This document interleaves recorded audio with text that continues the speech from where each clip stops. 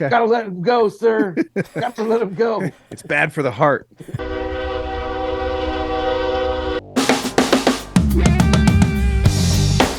This is LA Kings Fan Talk with your boys, Rodney, Rob, Darren, and Joe. All right. After beating the Golden Knights on Tuesday, the Kings beat the Avs in a shootout to move within 2 points of the Knights in the Pacific. Rob, what'd you think about the game tonight? Oh, wow. What a good one, man. Just love the fact you get 2 points in the defending Stanley Cup champions' home after being down, 2 goals? We went down to 4-2, wasn't it? Yes. Yep. Man. And just when I sat there and said, when Makar put that last one in for them, I said, we just don't have an answer for Makar. And then Jim Fox says, literally 2 seconds later, the Kings don't have an answer to Cale Makar. And I honestly thought, okay, this is the bad one. Copley finally looks human and blah, blah, blah. And then the Kings come back. And it was awesome. It was with a lot of energy. They never gave up. It is a completely different team energy-wise. I'm not saying anything else. The energy seems so different than it was 3 weeks ago, 4 weeks ago. And us as a podcast here, us as our, I think we've always been saying, stop, take the rope off of your neck, step away from the ledge. You know, all the people that wanted just to commit suicide and fire everybody, guys. This is a hockey season, and it's still a long way to go. It's still a long grind, but today's game was so enjoyable. These last few games have been so good. This is the fun part of it right now. So enjoy. Yeah, if you're having those thoughts, we don't have a number for you to call, but feel free to go ahead and comment down below, and we'll try to talk you through it. All right, back to our regularly scheduled programming. Darren, what do you think about the game tonight? Yeah, I think Rob said it well. It was a great win. I mean, we showed a lot of tenacity, guts, whatever you want to call it. Like we didn't give up. We got back into it. We got 2 points, which is what we need at this point. I mean, got a lot of games in hand over a lot of other teams, so got to keep getting those 2 points, so that way they have to get 2 points to catch up to us if they need to, or if they can. So my favorite part was Walker with the little toe drag goal, and then one upping it by saying, now I'm going to show you how good our penalty kill is. And that was pretty awesome kill too, right there. Joe, what'd you think? Yeah, on that note, I at the beginning of the game was like just having the thought of, we could use Spence and like Bjornfort instead of Edler and Walker. And then later on in the game, obviously, Walker scores that goal, then proceeds to take a penalty, which I don't think was a penalty. And so on that note, I'm just going to go off on that tip. I'm not going to blame anything on the refs if the Kings lost the game, or even necessarily the results entirely. But I thought it was I wouldn't say like it wasn't horribly officiated, but I just I don't know, scratching my head with some of the calls. Was the non-boarding call on what's his name? Yeah, Gerard on Arvidsson, Arvidsson. right? That was terrible. I mean, like whatever. I can let both go, but if one's a penalty, the other one's a penalty, right? Even more so, though. That's the issue. For sure. But regardless, yeah. To Roddy's point, I was thinking before the end of that, or before that penalty or that penalty kill started, like, oh, Walker giveth and taketh away, but that did not happen. So I was thinking initially, just because they're talking about, and I had to look up afterwards, they were definitely missing like half of their top, or at least 3 top players, with McKinnon obviously Landeskog, and then Fire him. the defenseman or two. I think they're missing. Hey, we're missing our top power Hell play yeah. scorer. That's so, right. yeah. That equals. It's all equal. And But the thing we're is, like, missing our best defenseman who's playing so- World Juniors, right, Rob? So the thing is like what you guys are talking about. I think before we even got started here is like I go on HF boards a lot. Like that's my version of Twitter, and there's a lot of like negative Nellies out there, and I really don't understand it. Like I understand it like when the Kings are trading 7 goal game, having 7 goal games, and just whatever, giving up 7, scoring 8, or vice versa, whatever. You know what I'm saying.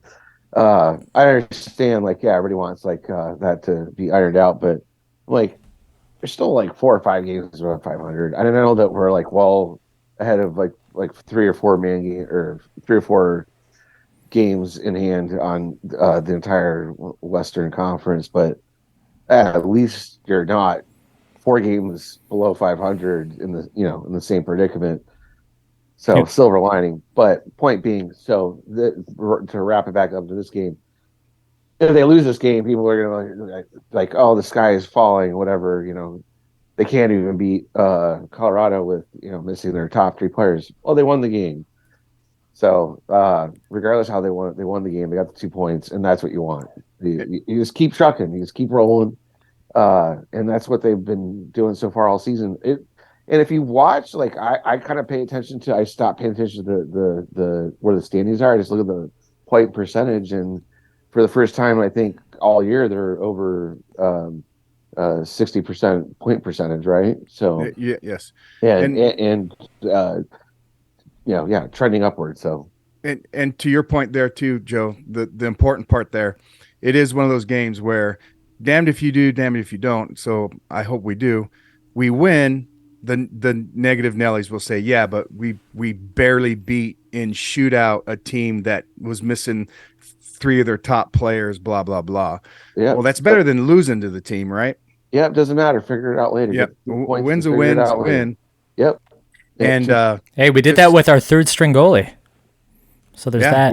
With we've been doing it with a minor league goalie. We are now officially 9 games above 500.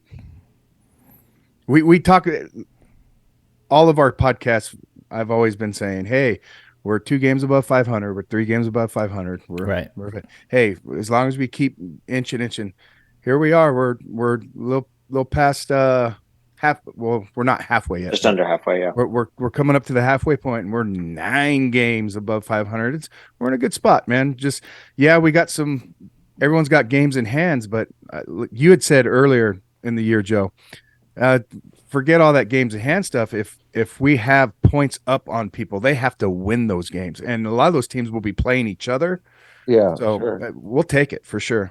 Absolutely. I'm totally content where we're at. Much happier than I was like a month ago. Like where things were kind of idle, and the real positive right now is the not giving up just egregious chances and goals, like just bleeding goals. So that's been shored up. So next step is to hopefully get one of Quick or Peterson, presumably Quick, to start stepping in, and if it has to be Copley, like who cares? He could be the next Tim Thomas. You were talking about games in hand. The Knights, who we're chasing, we only have 1 more game played than them, and they're only 2 points ahead of us now. So, well, two things I want to say before we move on to anything, Rod. Number one, that 1 game in hand that we're chasing. That's that point we're chasing Dursey, first game of the year. I told you we will be chasing it. He will not let that season. Because that we lost 1 guaranteed, but the possibility of having 2 points, we could be tied with them right now. But all right. Anyways, so on that point though, not to go down a rabbit hole, but let's go down a rabbit hole. Has Dursey not won us games? Not by just a game-winning goal or an assist on a game-winning goal. No, But okay, I'll answer you that got to question. take. Okay, go ahead. The answer to me always is yeah, but if we're still chasing that point, regardless of how many points he's won, it could be extra from that one That's because it was just nonsense. such a bonehead. It's just Dude, he's made so many bonehead plays Joe, throughout the year, 20 but he's seconds. also He's standing behind the net and he throws the puck to nobody Dude, at center you're ice. preaching to the choir. I get it, but like you can't Nah. Take the good with the season bad. on that one play, Now who's being a negative Nancy? particularly because if that's at that early in the season, you had so much time to regain that ground, which they have. Correct. The other thing I wanted to talk water under about. the bridge. Got to let things go, Rob. Okay. Got to let him go, sir. Got to let him go. It's bad for the heart. The other thing I wanted to talk about was just, I'm sure we'll talk about it a few times, just the whole Copley thing. I think the stability that's coming, the play, I think there's a little bit of good timing for Copley right now. I think he was coming in. I think the players started playing better defensively in front of everything. So Copley's kind of the recipient of that better play in front of the net. But where I think Copley is performing, where Quick and definitely Peterson was not performing, is on the penalty kill. And I said this before, I'll say it again, and it's the biggest cliche. Your goaltender has to be your best penalty killer, and Quick hasn't been during the penalty kills, and Copley being big and stable and just calming back there. That's where I think we're seeing the better, and that's why we're keeping the puck out of the net during the other team's power play. That's why it's not, today's game wasn't 6-4, and we with us losing, so Copley's coming in and he's legitimately doing a really good job. What do you guys think about our new left winger, Byfield? You tell me, Rodney. What do you think of Byfield? Yeah, how many games has he played besides tonight, dude? So I'm saying that I think because this is like game 9 or something like that. Well, this is his second game back since being called back up. But first time they put him on. This is the first time they put him on the wing. I mean, it was halfway through the game before they did it. And I think it was just the third period, and it was like 3 shifts maybe. Yeah. They put him up there with Kempe and Kopitar. Looked pretty decent. I mean, maybe that's what they might have to do with him until he gets some more confidence before he can play the role of center, so he can just focus on his offense before focusing on his two-way game. I think the other thing too that it does is, like we've said it before, but Fiala's like instant offense, whatever line he's on. I mean, they scored the game-tying goal with him out there. Like, he had the primary assist. So it's like, if you can move him down and play him with, Velarde and Lazat, and that can become a third scoring line instead of, semi-checking line, like, that's not a bad thing. That's a good thing. You know what I mean? So, and if Byfield has to go up and play with Kempe and Kopitar, who have a lot of chemistry, and they're not necessarily like lighting it up right now, but they're playing well. I think, why not? You know what I mean? It still feels like he's filling some things out, I mean, he's only skating like 9 minutes a night, like something like that. So right. We'll see how it goes Saturday. But like, I mean, I don't know. I don't read too much into it right now. I mean, I do think like it would help his cause to go out there and just like take initiative and try to do something. I mean, yeah. I mean, how good? I say that, and like you look at like Velarde, you're like, these guys that are like struggled and like broken through, and maybe he's just going through that period where he has to figure it out. But nothing he did tonight stood out at all, except for I saw his number right at the beginning of the game, and then Jim Fox was talking about him being injured, and I don't even think that was even the case. I think they just were rolling lines without him. But who knows? I don't know. I just don't see anything from him so far, and I'm not a hater either. Like I'm optimistic still. I mean, you look at what like Velarde's done so far this season, and uh, if you go on the message boards or the Twitter or the whatever vacuum you want to travel down, um, yeah, the like you expect those guys to like never be able to do anything because at this age he should have been able to do this because he was drafted in this position. It don't matter. It don't matter. Um, How much so older is I mean, the thing with, Velarde than Byfield? I think Age it's 3 wise, years, right? Yeah. 3 years. you have Maybe almost Velarde 4. is Velarde's 23 and Byfield's 20. Yeah. Yeah. yeah, But the thing too that you Go have to ahead. remember is all of that is promise, not necessarily like realized skill right now. Like what you're building on is his 6'5" frame and like his ability to stick handle at a lower level, and you're reading that and trying to build it up. And it's like just because he is drafted second overall doesn't mean he's going to come out and be Connor McDavid or any of those guys. Like he's going to take time to develop, and he's going to take more time because of the fact that he's a more raw prospect, in my opinion. Well, he also It's has just he has to knock somebody off the roster, and that's yeah, exactly. that's a tough hill to climb. Right.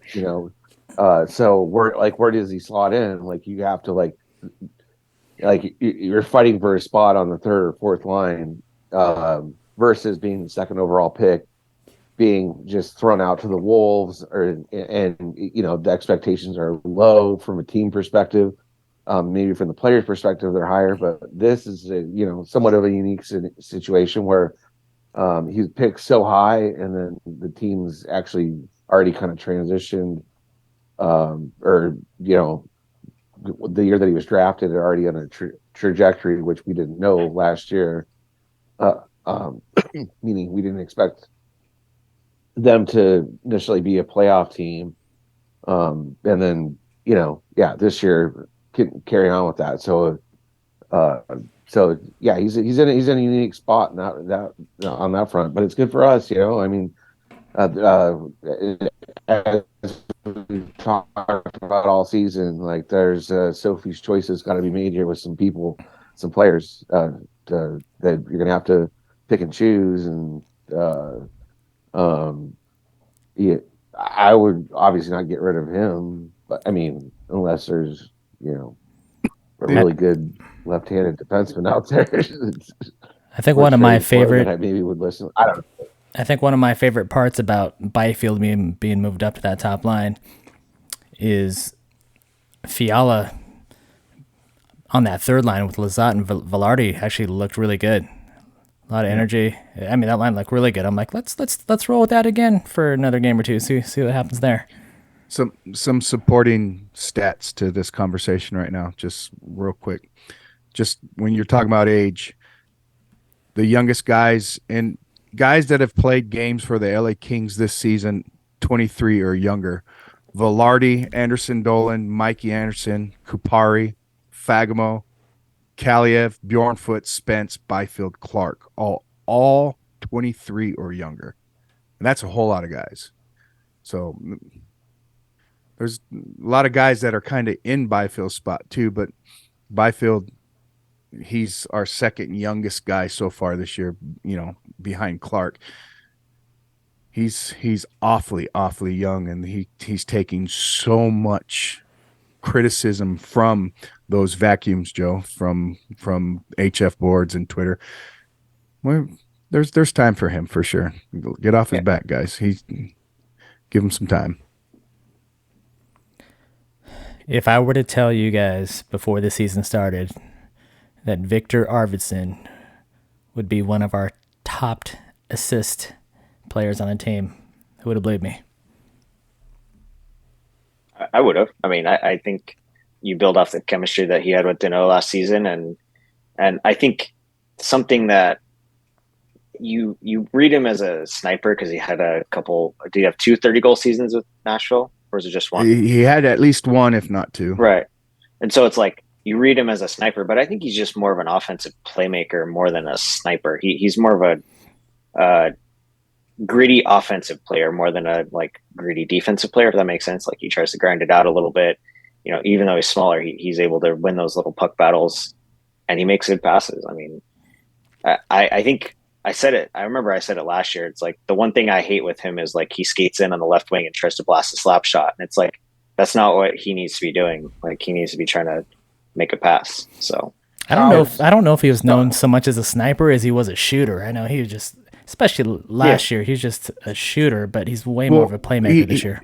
He had two. I'm looking at stats right now, and the one that I do remember is he had the 34 goals in only 58 games played. That's where he started becoming into everyone's conversation about being a sniper. But, Okay, but what kind of assist did he have back then? When he only had 14 assists. When he had the 34 goals, he only had 14 assists. But he's been 31-30, 29-32. You know, he's always equaled. Okay. Goals and assists have always equaled. So yeah, he's been playing pretty good lately. So I had this thought earlier today,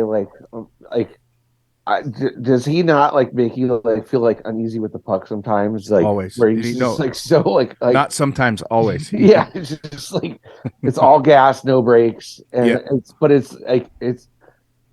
he's based like Fiala is like the same player, similar player, but just with like a total control. On.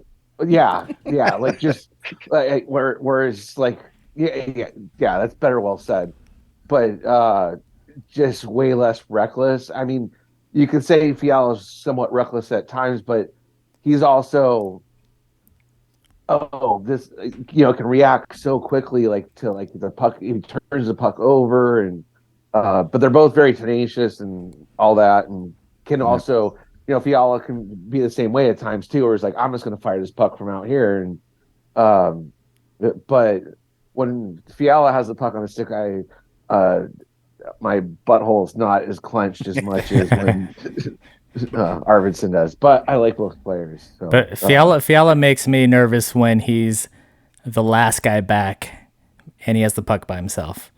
When he's leading the play and he's got other forwards and defensemen behind him, it's fine. But and I agree with you. But I don't think he's ever turned one over like that. Like twice. Has he? He did overtime twice. Are you talking about just in the second period today? What are you talking about? All right. No, I'm in agreement with you, Joe. You're right. That's a Fred Durst word. Agreement. I'm in agreement with you. So, I have some questions for the panel. Let's hear them. Okay, we'll start with you, Rodney. Name two kings. You could base this on stats. You could base this on your fan feel. Two kings that are overachieving. I'm going to throw Blake Lizotte up there. Okay. Worked his way up to like the third line. Got like 7 goals too, I think. 7 goals, 9 assists. Not too shabby for a career fourth liner so far. You don't have to come up with two if you can only think of one, but. And then Jared Anderson Dolan. Oh, you like what Jad's doing, huh? Just in the last few games, I felt like he was not going to score a single point ever in the NHL, and so you're giving him a season overachiever so far for the past few games. That's cool. Yeah, but I wasn't You're a giver. Expecting anything from him though. What do you got, Joe? Who are your guys? I might struggle to come up with a second one, but my first one's going to be Sean Dursey because I don't think it goes back to even just him being in the NHL, and he might be a defensive liability at times, to say the least. But to produce points on the power play, produce offense like he is from the back end. You have to give that credit, even though it's his second season and he did that last year. So I would say that I guess I don't want to piggyback off Rodney, but I drawing a blank because I'm trying to come up with a forward too. So all right, well, I'm gonna I would say Lizotte. I mean, Lizotte. Okay. I mean, I think has shown more offensive ability this year than he did last year for sure. So I mean, from that point, I mean, he's a guy on the ice where the opposite of Arvidsson, when he has the puck, like he does the right thing, Right.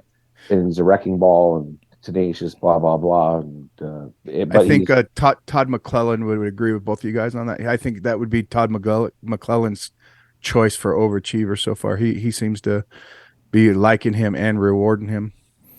I'm going to take Jad off that. He hasn't played enough games. I'm going to throw in Phoenix Copley. Oh, come on. Definitely overachieving. Darren, who are your guys? You get two of them. Blake Lizotte was the first one that came to mind. And then the second one, to cover someone different, I think Matt Roy for his 3 goals he's had this season. I mean, did he score 1 last season? Yes, four goals.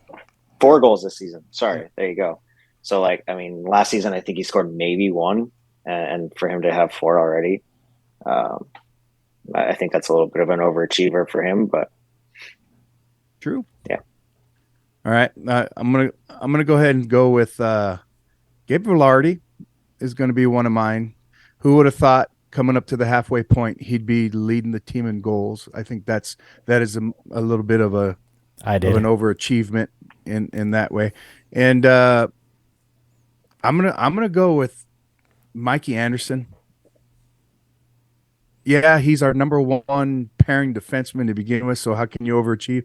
I'm just so impressed, and to see how young he is, I think he's doing fantastic. He's a big part of the reason why we are where we are. He had that beautiful assist to McCarr tonight. Beautiful. No, I mean, stick to stick.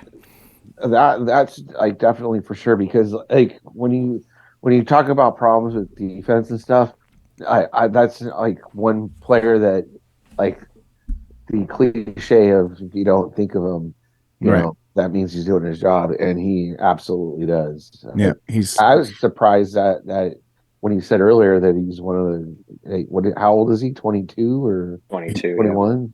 Yeah. He might just be 23. But either way, he's in his 3rd season. Yeah, I think he started the year as 22, right? Yeah, he's 23. Yeah, he's 23, but that's super young for defensemen. Defensemen are barely breaking into the league, but he's so steady.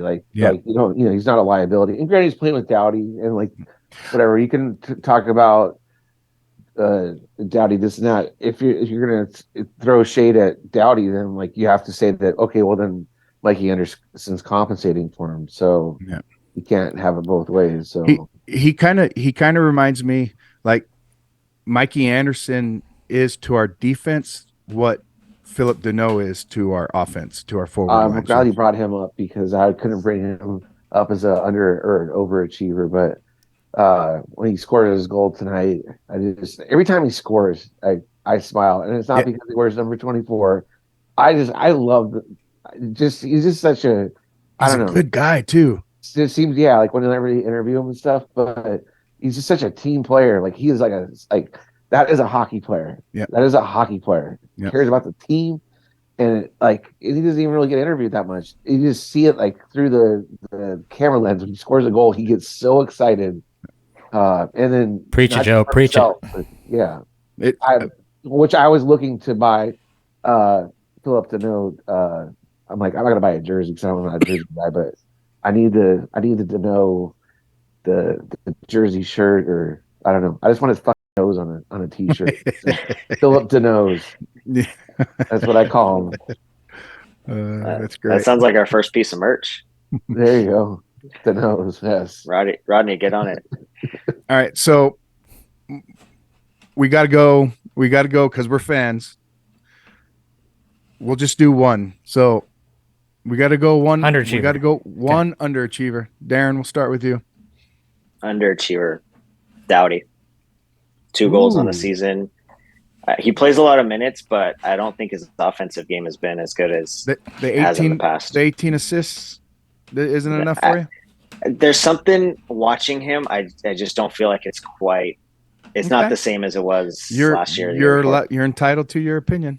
You know what, Darren? It's funny you bring up Doughty, because I was hoping with Doughty playing on the team this year, not being injured, he would start rubbing off on Dursey. But it seems to be the other way around. I see Doughty making a lot of Dursey mistakes back there now, and it's really, I don't know, it's not pretty to watch. Okay, well, who's your underachiever? Is he your underachiever too? My underachiever is Lemieux. Okay. Last year, he was able to pitch in offensively while playing the role of the, our gritty guy that'll fight when needed, that instigator kind of guy. So this year, he's doing all that minus the goal scoring and taking bad penalties at the wrong time. So I'm going to say Brendan Lemieux. Joe, you got one? Going with the obvious choice, Cal Peterson. I mean, yeah. I thought we were talking about Kings players. We're talking about the Rain players? No, that counts. No, that counts. Anyone that's been on the roster this year. That's why he is the bigged underachiever. Hey, Joe's wearing the Rain sweater, so he can talk about it right now. So. Yep. I don't even watch the Rain games. So I just had to pay $20 for an LA Times subscription for four weeks to get this thing. Rob always talks about value of players and how much are we paying Cal Peterson to be a bad goalie in the AHL right now? Yeah, a lot. Well, that's what I'm saying. Like, that's the obvious choice. I mean, if you want to, mathematics, when you take out the high and the low expectation, you have to pick somebody from the middle. I don't know. I mean, I'm still rooting for him though.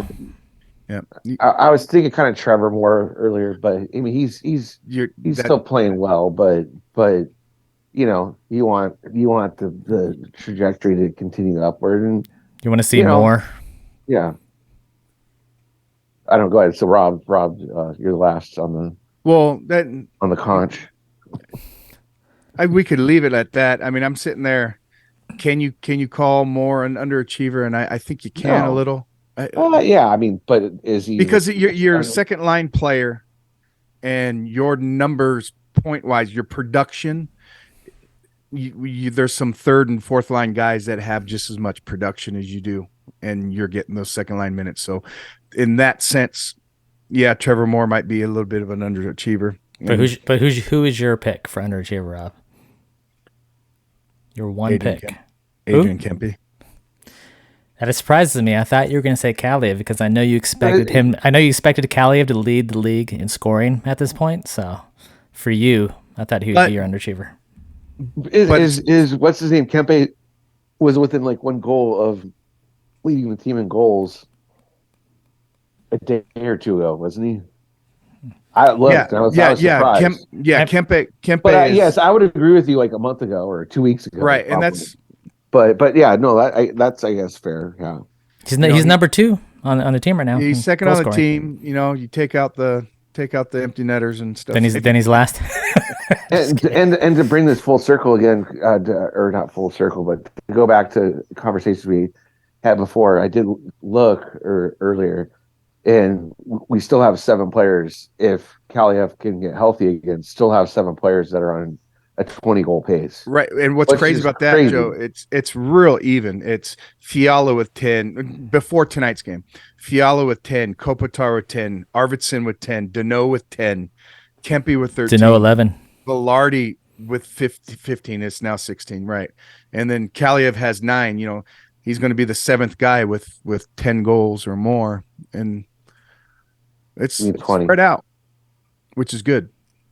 I think it'd be 20. I'm going to agree with you on the Kempe thing as far as being underachiever, but mostly underachieving on his empty net goals. He only has a couple this year. You're right. This time last year, he'd have had like 10 or 11 empty netters. So right. He's way behind on the empty net goal scoring. Oh, boy.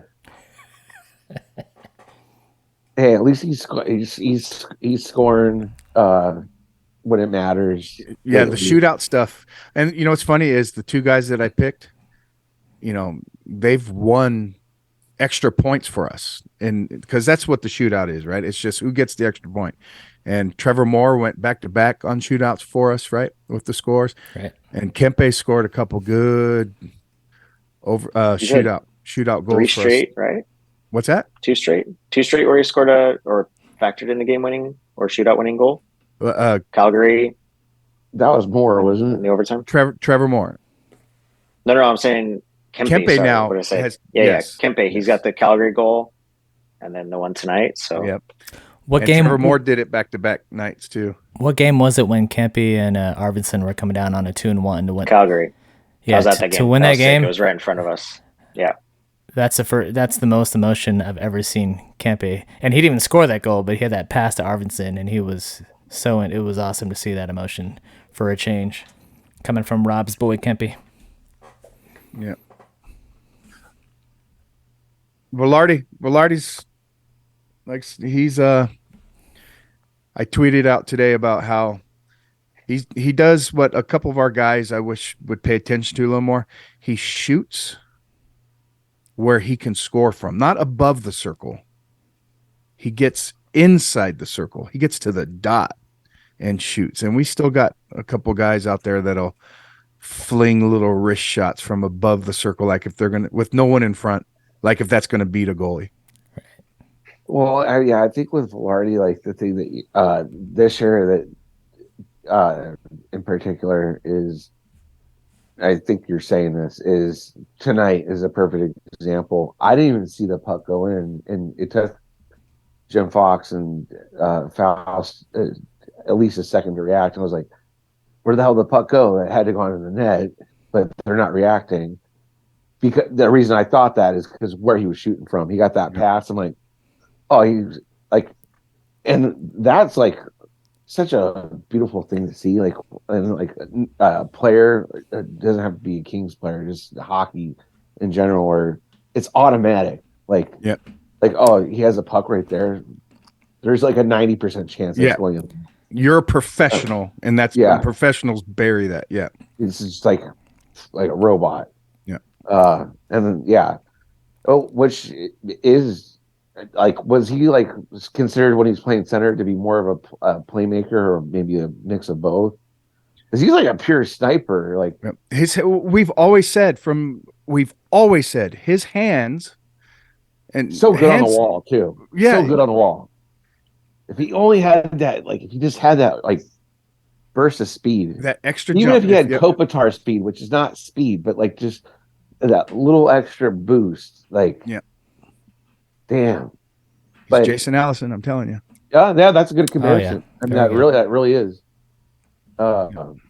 Maybe not as physical. I'm gonna agree with you, but that's he's a big body. He's hard to push off the puck. Yeah, and it's like, dude, it makes my heart warm when you see that shit. Like when he's on the wall and he's like, people like to talk about like the dangles and stuff. Like when somebody's at high speed and stuff. When you're on the wall and like he's doing this, that, and then pokes it just like a foot away from both of you two. Yep. Just so, because he knows that guy, I'm gonna just leave my body on because he can't get it, and now it gives me just a half second to get there. Like, I mean, that's for us hockey purists, Joe. You're talking about you're talking like a guy that loves the game of hockey.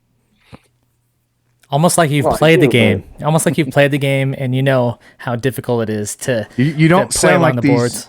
You don't sound like this new generation, the next gen that they're trying to sell the game to by don't touch people in the hands with your stick. It's a penalty. Don't tug on a jersey. It's a penalty. Speaking of Foxy and Fausty, Rob, did you notice they were going at it today very subtly, but they were completely disagreeing with what was going on the ice. Over and over again for a few times. Or did you catch any of that? I was going to choose Faust as being my underachiever, but I didn't want Joe to get mad at me. And come on, Rob, leave him alone. But no, that's not an underachiever. He's where the trajectory you like already had expected for him. So like how could he like really underachieve? I don't think that would have been Joe. That would have been Darren. Darren sticks up for Fausty and Joe sticks up for Jersey. But yeah, it would have been one. Hey, no, you know what? The Jersey stuff, I laughed just because I'm only mad at him for the 1 point, if not 2 points. I'm not mad at him about anything else. Because I'm the one that said, hey, he needs to stay because he's that valuable on the power play. Not anymore. But put him on the third line pairing and let him run our second power play. He's He's young. What a difference with that second power play unit. When they finally started that unit, we score in 10 seconds instead of playing the old Kopitar Dowdy unit, which does not look good at all in the power play to me. And Jim Fox called it too. He's like, it's about time this line comes out here, and they score 10 seconds later. Okay, Beautiful. quick quiz. Yep.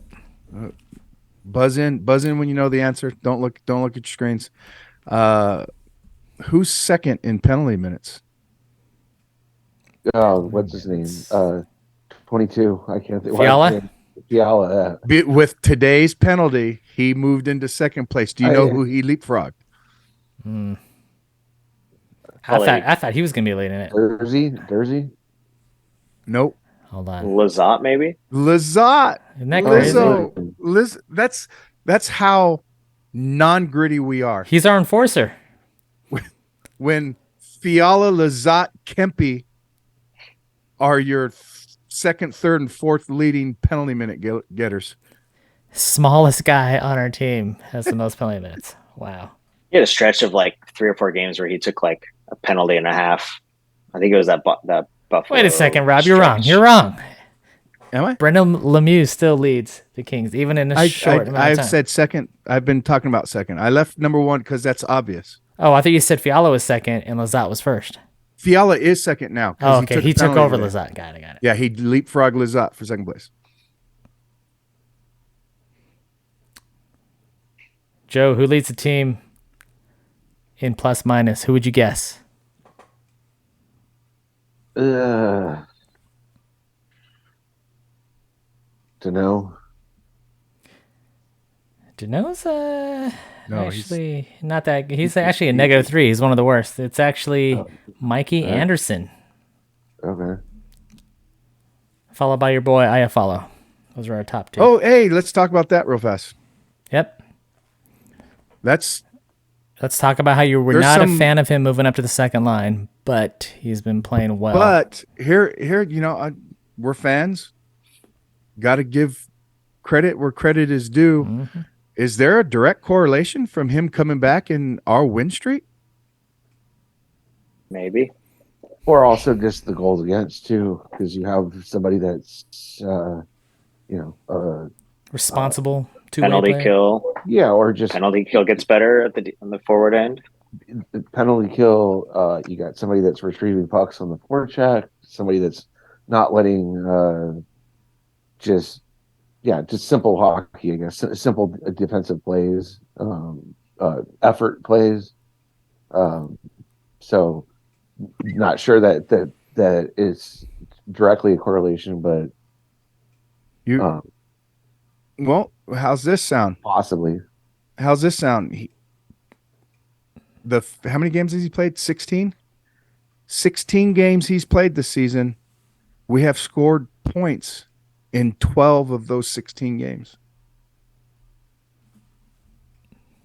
Sounds right. That's why I was saying we should not trade him. I think we're 10, 4, and 2 with him in the lineup. So He's taken over this year. Remember when Lemieux played last year is when we had a really good record. I like his play. I like his play as of late. I'll still stick to my guns because I'm stubborn. Third liner. I would love to see him on a great third line, which is why the Kings will win the Stanley Cup this year, because we have a third line that has a kid as good as Iafallo on it. For sure. Third lines win the cup. That's what gets you there, and we have 3 third lines. So I think we have the advantage. If This I is follow to Go know ahead. I want to ask a question. I want to ask a question once you're done. for sure. If those 3 are still going as good as they have been the last 3-4 games, like He's when staying. Moore comes back, is he the odd man out? You think they? I would actually like to see him stay. I'll take that reverse since Moore's making just as much money as Iafallo, and they're the same player. Yeah. I would like go ahead and leave Iafallo if it's hot, and put Moore on that third line, and eventually, hopefully, Kaliev comes back soon, and somebody gets him going offensively, not on the power play. That'd be great. And then the odd And then man now out. you could start talking about a third line that's productive and defensively sound and go-getters. Right. And the odd man out would then be like Grunstrom and Kapari. We got those two back. No, they're still down on the fourth line. Even with Byfield playing. Yep. I would love to see Lazat and Moore, and like I said, and Kaliev as a third line. And then if Byfield could come up and start playing third line and let Lazat start being our checking guy down on the fourth line, whatever. There's lots of options. Yeah, I feel good about our team right now. I don't know about you guys. I know there's a lot of negative Nancy's out there, but I'm liking it. I feel like after last year, we know we can play defense. So this year we needed to prove to ourselves that we could score goals. We did that at the expense of giving up a lot of goals too. So now we're just trying to find that right balance, but I think we're going to be good. Ask Joe. Well, yeah, I mean, I'm gonna go ahead and dial that back, but it's Scott caught in the moment. But like, do you think the Kings could win a Stanley Cup with Copley as their goalie? Yeah, My answer to that question is yes. But do I think they will? No.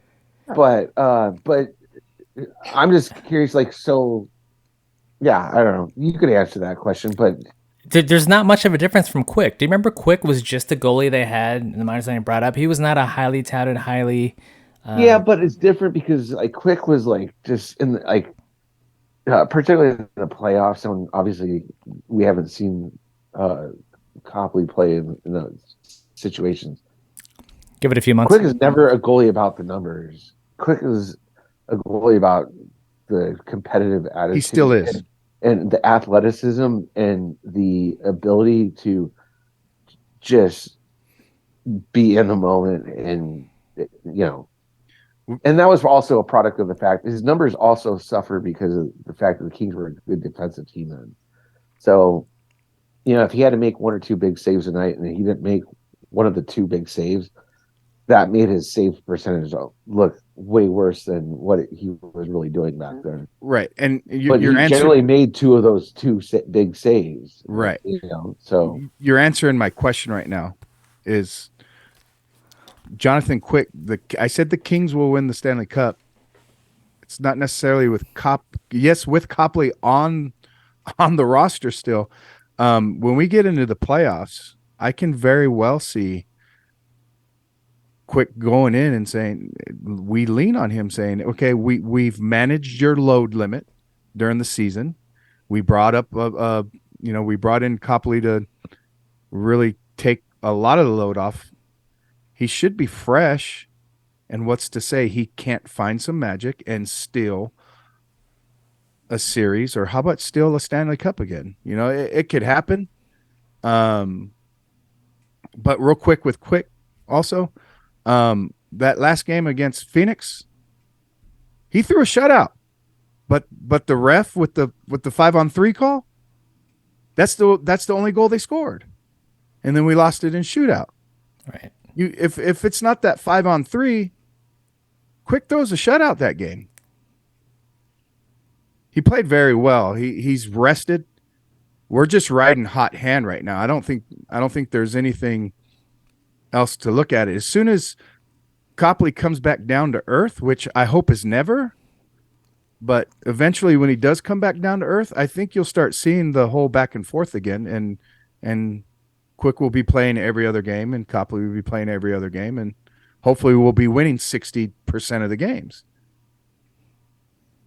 agreed. How cool is it that we beat, just in the last couple weeks, the Bruins, the Golden Knights, and the Avalanche? Yep. And the Flames. Flames are good too. Yeah. Yeah, and if you go into the interwebs and listen to people talk, like, oh, look what's on the horizon, because the Kings can only beat Eastern Conference teams, or they beat bad teams. Well, they can only win the games that they're playing. Right? Exactly. You tell him, Joe. You tell him. So, and now it's funny because their upward trajectory in terms of point percentage has gone up when they're playing better teams. And yes, Colorado is missing 3+ dynamic players tonight, but they still won the fucking game after being down by 2 goals. By the way, after uh, playing the game half the game or close to 2/3 of the game very well, and just going back to themselves where they just give up 2 goals unnecessarily, and might I add, bad goalie. The goals that the goalie gave up. At least the one. I think,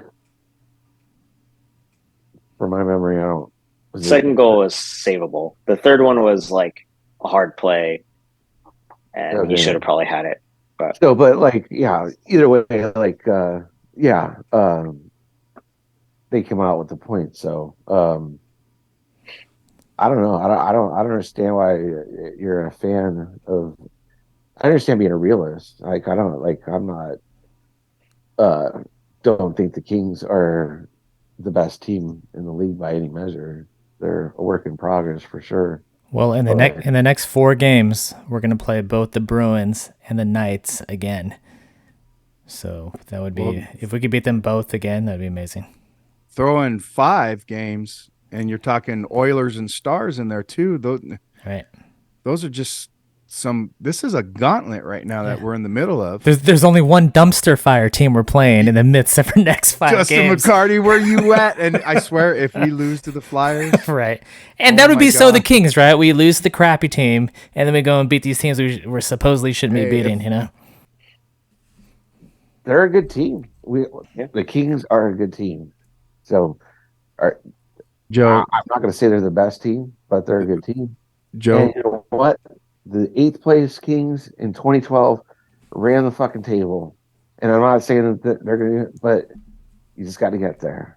That's all that matters. That's all this 82 game nonsense is about, is just get there. this is a fan podcast, and when you refer to the Kings, you got to say we, not the Kings. Okay. You got to refer to them as us. You're not and some we. professional sports analysts, all right? Well, We're fans. We're part of the Well, organization. Yeah. All right, fair enough. We're just as important as the players on the ice. If it wasn't for us, there wouldn't be them. They can hear me through my TV.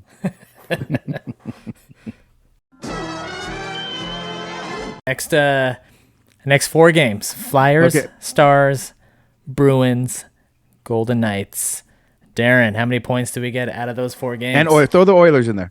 Okay, next 5 games then? 5 games. Do 5 and games. the Oilers. 10 points possible. I'll take 7. 7's a good 7 number out of on that 10. stretch. Okay, Rob. I'm going to be negative here. I'm going to say half. I want half. 5 points. 5 out of 10. 5 out of the 10. Joe, what do you think? I'm going to go with the mathematical 60% and say 6. Okay. All right, Smart. I'll be the positive one out of the bunch. I'm gonna go 8.